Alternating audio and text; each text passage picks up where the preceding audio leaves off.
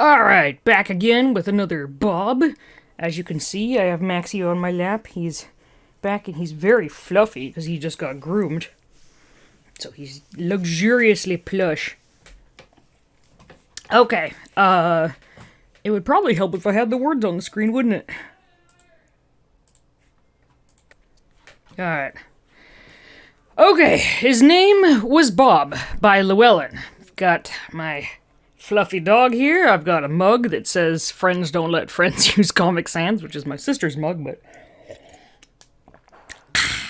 my sister is a graphic designer and she dies a little bit inside every time I use Comic Sans for Underpuppets. I do 3D embossed Comic Sans text. Okay. We're actually on the next chapter.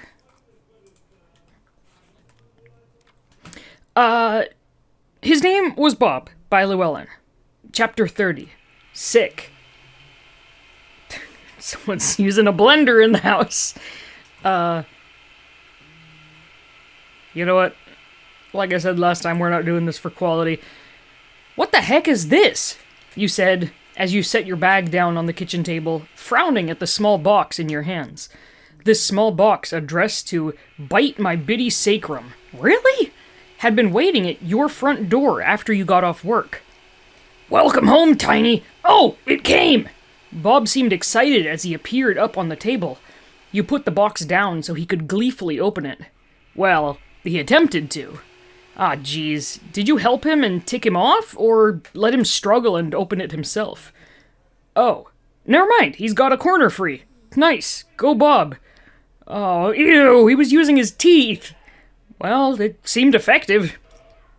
Ah, plack, plack. There, fucking box. He angrily kicked the box's remains away, training his little eyelights. Maxie sat up, training his little eyelights on the contents now in his hands. Huh, this actually looks pretty cool. You looked at the tiny keyboard he held, a perfect size for Bob, minus the larger USB plug needed to connect the thing to a full-size computer. It looked expensive. Where'd that come from? Remember when I asked you if I could get something sent here?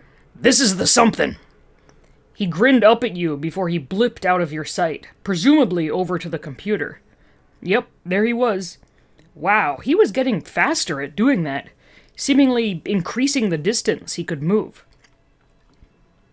Holy hell! You sure you can't actually teleport? You asked, as you came around the corner to watch him yank out your keyboard USB to replace it with the one previously draped over his shoulder. It doesn't matter. Alright, downloading software. There. He tapped the caps lock key, watching the little green light turn on and off on his new keyboard.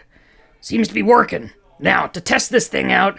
Sweet, it works! Heh. I'll have to get used to typing with my fingers instead of my feet and hands.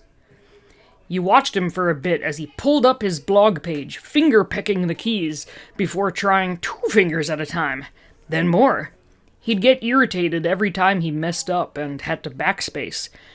Well, just like most everything he did, you figured by the end of the week he'd probably get the hang of typing. Since he seemed so absorbed with his new toy, you left him to fiddle with the keyboard while you went to make dinner. Ramen. Again. Ugh. After the next paycheck, you should probably buy some veggies or something. Don't eat just ramen. I had a high school teacher who said his roommate ate ramen only in college and got scurvy. That's how you get scurvy. Don't eat just ramen.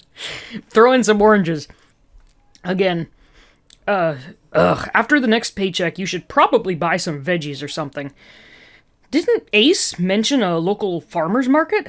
Ha! He even gave you some kind of business card with perforations at the edges, clearly printed on his own computer.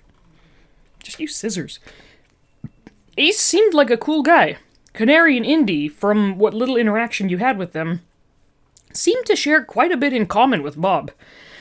Geez, at the end of the last volunteer session, though, the whole time you and Ace finished up the kennels, the biddies just shot not-so-happy looks at each other now and again, and didn't say anything else to each other. You still had the strong suspicion Bob was responsible for the fire, but no one was saying anything. That whole thing could have been pretty dangerous had Ace not caught it right away. This thing between Bob, Indy, and Canary, it was problematic. The way Bob cut his eyes at Ace every time he so much as looked at you, that was also problematic. Sheesh, he was treating him almost as bad as he treated Dr. Rivera. And Ace didn't even do anything to him. Maybe that's just how biddies are? You and Bob didn't get along at first either. Maybe next Saturday they'd start to get along better? If things didn't improve, you'd deal with it then. Best to let them work out their own problems. Unless one of them did something else destructive, then you'd have to say something. Geez, what a situation. Your head hurt. Anyway, produce at the farmer's market was supposed to be less expensive than the local grocery store. Maybe you could go next Saturday after volunteering at the shelter? Eating like this night after night couldn't be healthy. And you jinxed yourself. You woke up later, practically flinging Bob off of you as you rushed to the bathroom, emptying the contents of your stomach into the toilet. Ugh, great. After flushing away that loveliness, you wobbled your way to the sink, washing out your mouth and scrubbing your face. God, vomiting was the worst. And now your nose and throat hurt, and you are all shaky. Perfect. Just perfect. When was the last time you'd had a stomach bug? You couldn't even remember. Working with the public every day, your immunity was strong. Yeah, you were strong. Super strong. This little bug was no match for you, and would be gone by morning. You looked at the wall clock in the bathroom. Okay, you had like 3 hours to get over this before you had to get up. No sweat. You've got this. 3 hours to sleep this off. As you turned to stumble back to your room, you noticed Bob standing in the doorway, looking horrified. "It's okay," you said hoarsely. "I'm fine." You don't sound fine. And that, with the... Can humans just... Is that normal? It looked so violent. He was sweating. I thought you just knew stuff about humans.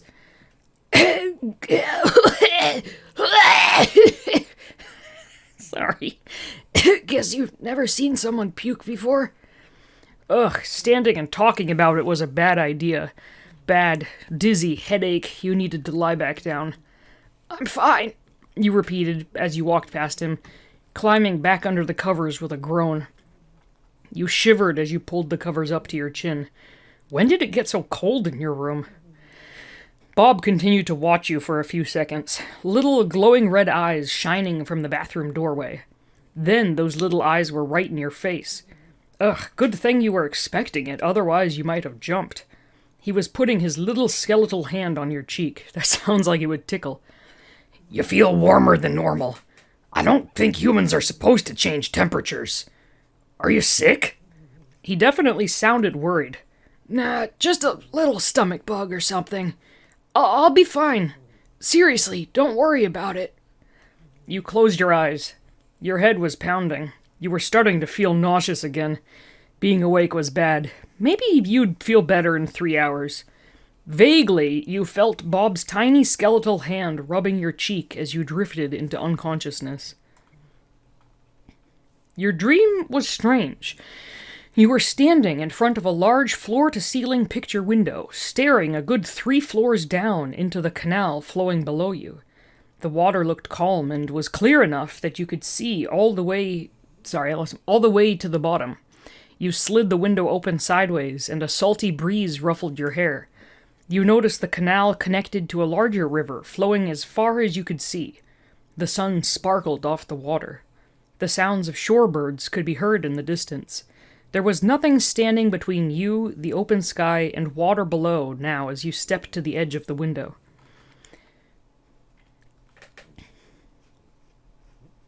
"Jump," said an unfamiliar voice behind you. You turned and saw an unfamiliar man lounged lazily in the hotel chair. "You know you want to. Don't you want to swim?" he asked. You vaguely heard Bob and Gary having a conversation in the hallway outside the door. "I do," you said, "but it's so far down. I'm not sure it's deep enough, and I didn't bring a swimsuit." "Excuses," he said, as he crossed his legs and propped his hands behind his head. "The water is plenty deep, and you don't need a swimsuit to swim here." There. He motioned with his head toward the window as he gave you a knowing smile. "Jump." You stared uncertainly at the water below. It did look extremely inviting. And the man was right. You really did want to jump. You wanted to feel those calm waters surround you. You stepped closer to the opening, the toe of your shoe hanging off the ledge. You felt sick. The water was so beautiful below, but the plunge was so far. Would you really be okay? You still weren't sure. Your head hurt. "Jump." You woke up, tripping and almost falling before you made it to the toilet. Just barely made it. Your vision swam. Everything hurt. This little bug... Oh, maybe not so little. After finishing cleaning yourself up again, you shakily got back into bed. The unforgiving sunlight was blaring into your bedroom window. The sounds of traffic seemed too loud behind the apartment. What time is it?" you croaked out, shielding your eyes from the light. "A little after noon," Bob said as he watched you from the nightstand. "Noon? Shit, why didn't your alarm go off? You were super late for work." "Hey, no, wait, stop, get back in bed." Bob was now standing at the edge of the nightstand, pushing against your arm as if he could actually push you back down. "I called Gary, you have the day off. Get back in bed." He gritted his teeth as he pushed you. "What? Why did you do that?" you said against your scratchy throat. You swallowed. "You don't mess with my phone without asking. You can't..." Dizzy, laying back down. "Wait, before you pass out again. You need to at least drink something. Here." He ran around and pushed a plastic bottle toward you. Was that Gatorade? How did he even... Where did he even... You stared at it, not really feeling like putting anything in your stomach. On your stomach. "You need to drink this. You're probably dehydrated. Later, there's some other food that... just the thought of eating made you feel queasy. "No, not yet. No food. Just drink some." He watched you with dim eyelights. He looked tired, hunched, his eye sockets a bit darker. Why did he look so haggard? "Please," he added. "Right. Gatorade." Fine. You sat up a little, taking small sips.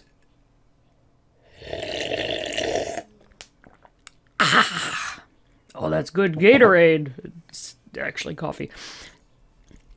"Sorry it's not very cold. Still can't open the fridge or freezer." He really did look worried.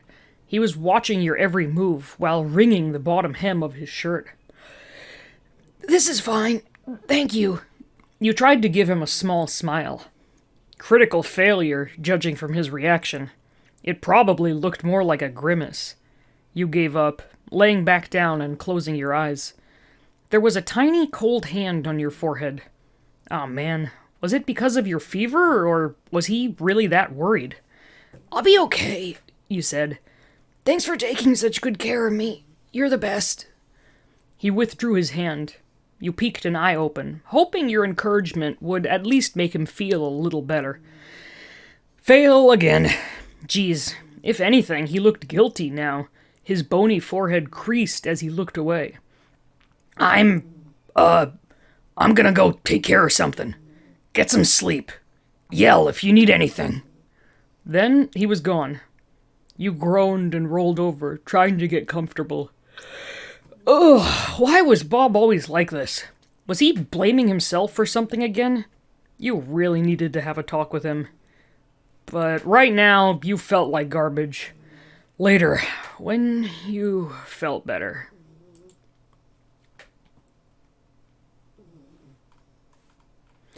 Chapter 30.5. Tired. Bob's point of view. You were really sick.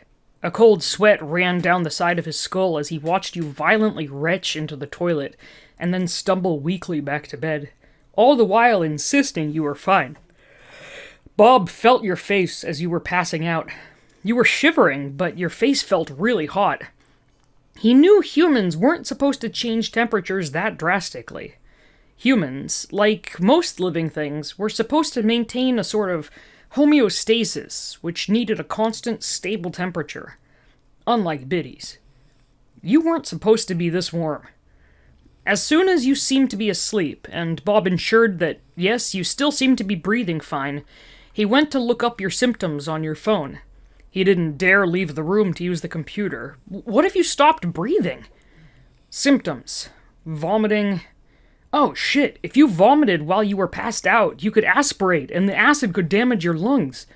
Bob darted over to you, frantically pressing his skull against your chest, listening for anything that could indicate you were in distress.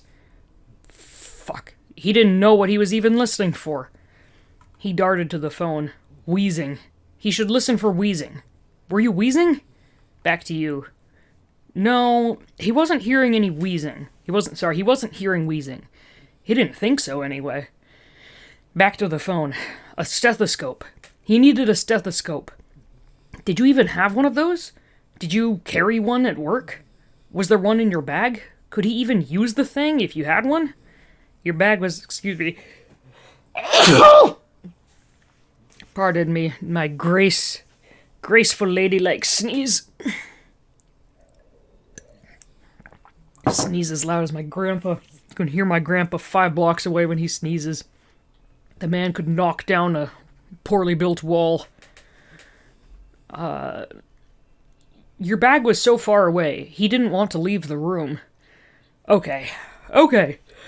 He'd just be satisfied that you seemed to be breathing fine and you weren't wheezing. Moving on. Causes. Ingestion of toxins. Oh my god, did you eat something toxic? All you ate was ramen.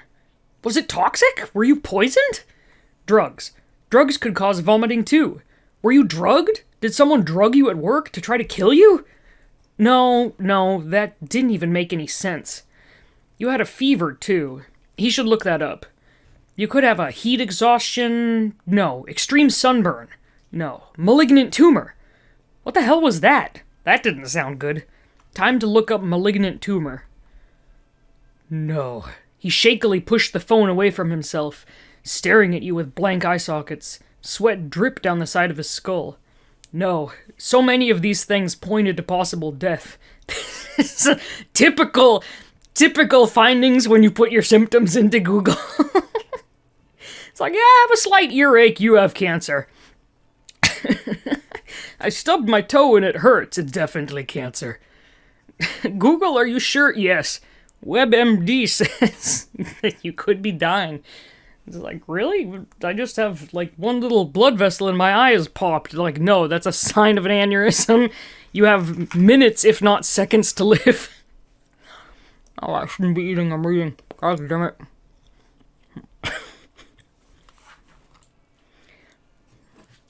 No.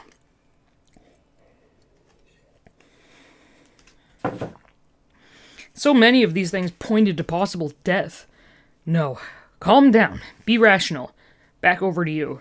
You were still breathing. Your heart was beating steadily. You seemed stable. For now. Fuck. Should he call for help?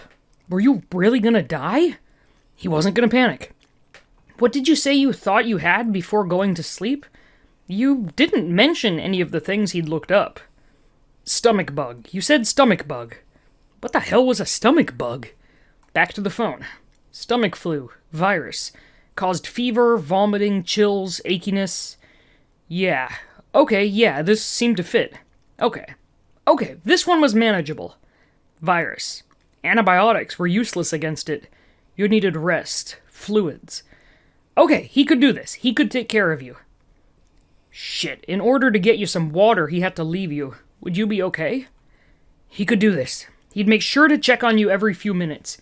He had to do this. Okay, he was doing this. You also needed rest. That meant he had to cut your alarm off and call your work. Did you have work's number saved in your phone? Wait, he couldn't just call your work while standing right beside you. It would wake you up. And you needed rest. And you might try to fight him over it.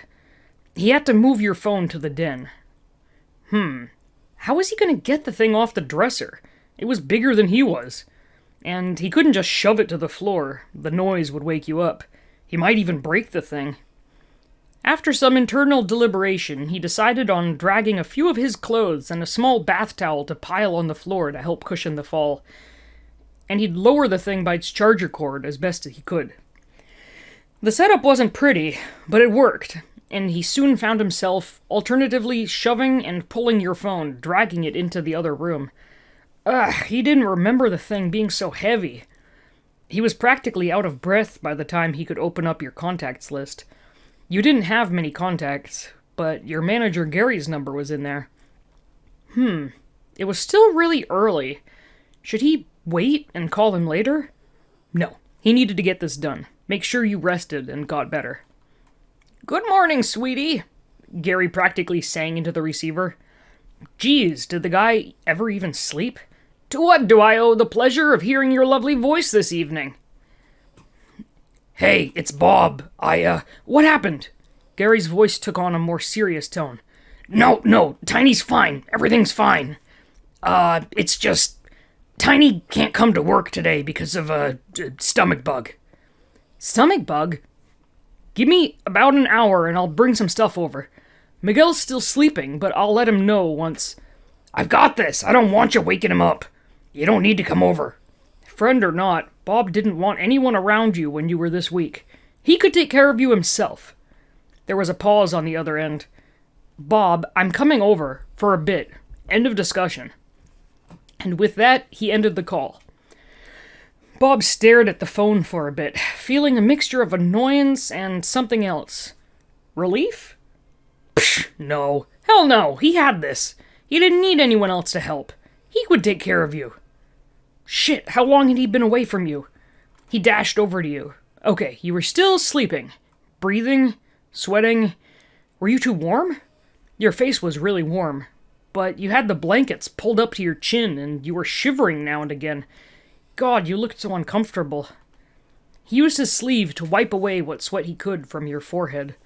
He couldn't get a lot of it before his sleeve was soaked. Damn it! He dashed over to his clothes pile in front of the nightstand, grabbed his towel, and dashed back to you so he could use that to wipe at your face. There. That was at least a little better. You were sleeping pretty heavily. But you needed to sleep. But you also needed fluids. Should he wake you up and make you drink something?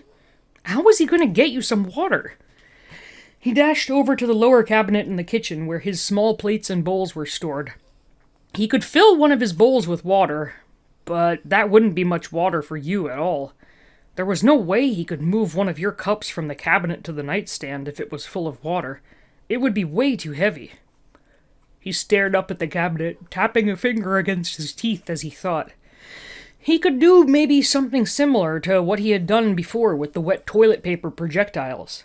Roll the cup to your room and dash back and forth with small amounts of water, eventually filling up the cup. That had taken almost all day when he had done that before, though. But Gary said he was coming over. He could ask Gary to do it. No, he didn't need to rely on others. Bob could take care of you himself, just like you took care of him. He would prove it. He could do this. He yanked on the cord to open the upper cabinet and dashed up behind the cups. All plastic cups now, because he had broken the others. He shook the thought off, kicking the closet cup to him and sending it clattering... kicking the closest cup to him and sending it clattering to the kitchen floor. Shit, that was kind of loud. He paused, listening. Nope, didn't sound like you were getting up. He dashed back across the floor, pushing and rolling the cup across the house until it was in your room. Geez, he was out of breath again. Gritting his teeth, he lifted and shoved until he got the cup sitting upright in front of the nightstand. Then, just to make sure, he jumped up to check on you again. Yeah, you were about the same as when he left you before. Okay, time for phase 2 of getting you some water. The fridge and freezer were still a no-go as far as getting ice or cold water was concerned. Sink water would have to do. He spent the next hour dashing between the kitchen sink and standing on the nightstand, pouring small amounts of water into the cup.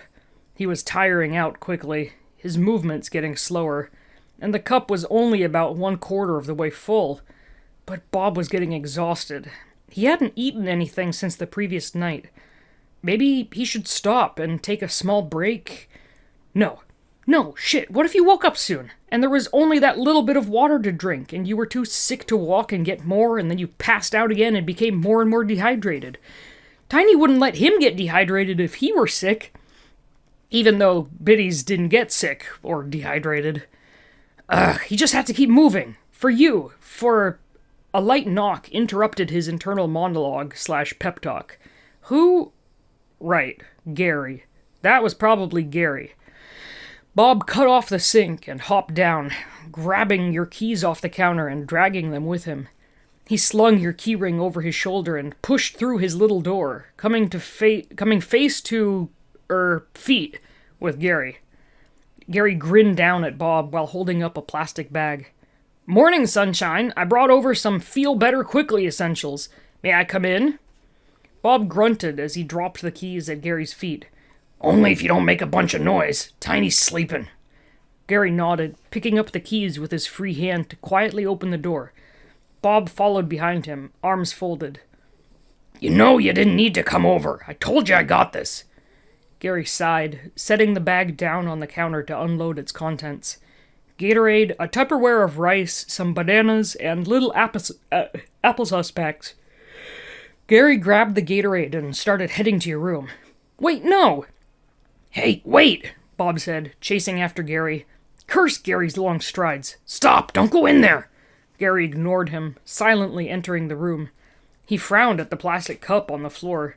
There was about as much water inside of it as there was around it in puddles. After setting the Gatorade on your nightstand, Gary carefully put the back of his hand against your forehead. Bob watched, clenching his fists as a small growl escaped him. Gary didn't seem to hear him as he picked the cup off the floor and smiled down at Bob before stepping over him, returning to the kitchen. Bob was livid, but he had to keep his temper. He couldn't yell while you were asleep and not feeling well. "I told you not to go in there," Bob growled up at Gary through gritted teeth, while Gary seemed to be ignoring him, washing the cup in the sink. "What if Tiny woke up, huh? Think they would be happy having you all hovering over them?" Gary closed his eyes, taking a deep breath and letting it out slowly before answering. "Bob, sweetie, I know you mean well, but there comes a time when we all must face reality." "Reality?" Bob barked. Crap, he was being too loud. "Reality?" he said a bit quieter. "The hell's that supposed to mean?" "The reality is, you can't properly take care of a sick person by yourself, even someone with a minor illness like this. You just aren't physically capable. I'm sorry, there's no shame in asking for help, especially when it involves the welfare of someone else. I would hope if something like this happened on a non-working day, you would still call me, Bob opened and closed his mouth, angry but unable to say anything. Gary was right. He didn't want to admit it, but he was right. "I hope you would. I know you would. Because you do what's best for your... friend? Gary leveled a serious gaze down at Bob, who averted his eyes and fiddled with the hem of his shirt. Gary smiled brightly again, giving Bob a gentle boop on the top of his skull. "You always were a smart soul. You're a good friend. You two are lucky to have each other. Indeed, indeed!" He finished drawing the cup, setting it back in the cabinet. "Oh, goodness me, would you look at the time? Appointments will be starting soon, and Miguel will need me there helping with rooms. Don't hesitate to call if you need anything else. I'll be stopping by later this evening to check on things. Toodles!" And with that, Gary left. Gary was right. What the hell had Bob been thinking? This wasn't about him at all. It was about you and your well-being. What the hell had he even been trying to prove? Maybe he felt like if he were truly able to care for you the way you cared for him, he would be worthy of you? No, he knew better. No matter what you said, Bob could never be equal to you. How could he be equal to you? You were beautiful, not just looks. You were beautiful in the way you'd find the best in seemingly any situation, even getting excited about doing court-appointed community service because you'd get to see how the shelter was run. You were beautiful when Bob messed up and you'd roll your eyes and gently forgive him. Even back when you just nonchalantly took Bob in, knowing next to nothing about him, just because you knew he needed you. Even now, when you were sick and sweaty and gross, you were still beautiful. No, Bob could never be equal to you. He had to stop being selfish, wanting selfish things. He heard you move in the other room and dashed over, just to find you had turned a little in your sleep. He picked up his towel that had fallen to the side of you, gently wiping the sweat off your face again. Bob wasn't able to take care of you by himself. Couldn't really do anything but try to make you a little more comfortable as you slept. So, that's what he did. Oh, good chapter. That was a good chapter. How much longer is this chapter? I think maybe we'll call it there. It's been long enough. Alright. It's the end of today. Maxie says subscribe, as always. Give us all the subscriptions. I'm gonna try to have my friend's coming over today. The one that appeared before, the one who guessed it on that other episode. He's showing up today, and we're gonna try to make a reading corner, I hope. So, look forward to that. Bye, guys.